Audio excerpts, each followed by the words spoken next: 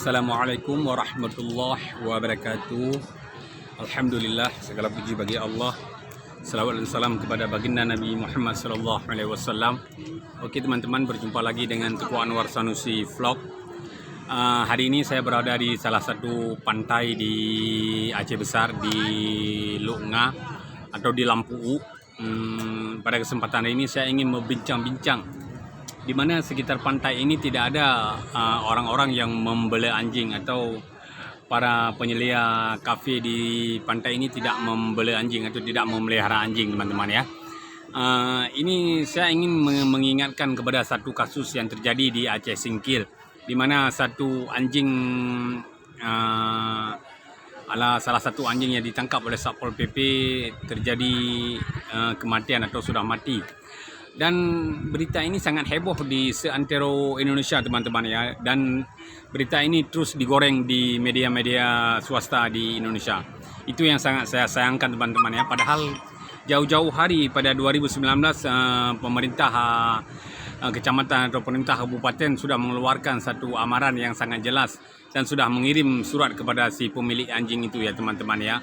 Tetapi tidak digubris atau tidak dilaksanakan sebagaimana sebagai peraturan daerah di Aceh Singkil itu sendiri ya, teman-teman ya. Jadi apa yang ingin saya sampaikan pada video ini, saya ingin menyampaikan kepada semua aktivis di seluruh Indonesia, aktivis hewan tentunya ya, aktivis binatang yang terus menjaga lingkungan hidup dan binatang. Jangan Anda melihat sebelah mata tentang Aceh. Jangan ada satu titik nilai lalu Anda menilai keseluruhan tentang Aceh. Dan saya melihat banyak juga komentar-komentar netizen yang meminta Aceh supaya datang tsunami lagi. Itu sangat lebay ya, teman-teman ya. Karena di Aceh sangat aman dan kondusif. Adapun satu hal-hal kecil yang tergores itu jangan Anda menekan kepada seluruh provinsi Aceh.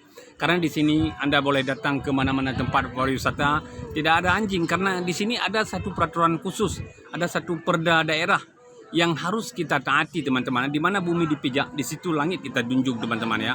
Jadi teman-teman yang ada di luar Aceh, harap teman-teman bisa memahami macam mana keadaan Aceh dan macam mana peraturan-peraturan yang ada di Aceh. Jadi saya ingin menjelaskan bahwa saya sebenarnya tidak ingin membuat video ini dan tidak ingin membanding-bandingkan, teman-teman ya. Kita ketahui bahwa di pasar Tomon, ada yang ada di salah satu di Indonesia. Setiap hari di situ ada kasus, kalau kita bilang tentang penganiayaan binatang di situ ya, teman-teman ya. Anda boleh cek di YouTube di mana binatang dibakar terus dengan gas secara hidup-hidup untuk disantap atau dimakan oleh orang-orang di sekitar sana. Tapi ini kenapa aktivis kehewanan lupa melihat keadaan ini, lupa melihat kondisi ini. Dan itu di sana berlaku setiap hari, every day, everything, every time ya, teman-teman ya, setiap hari.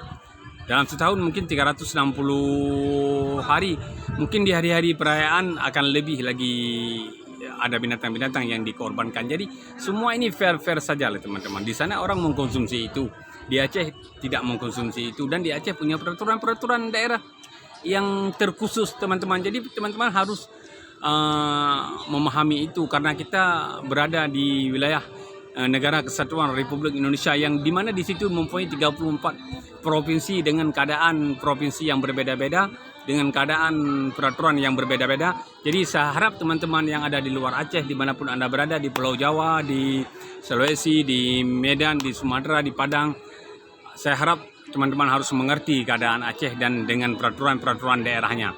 Jadi saya tidak perlu lagi banyak berkomentar. Sekian saja video untuk hari ini daripada saya. Semoga kita terus berada dalam satu wadah keberagaman, dalam satu wadah perbedaan yang saling menguatkan antara satu daerah dengan daerah lain.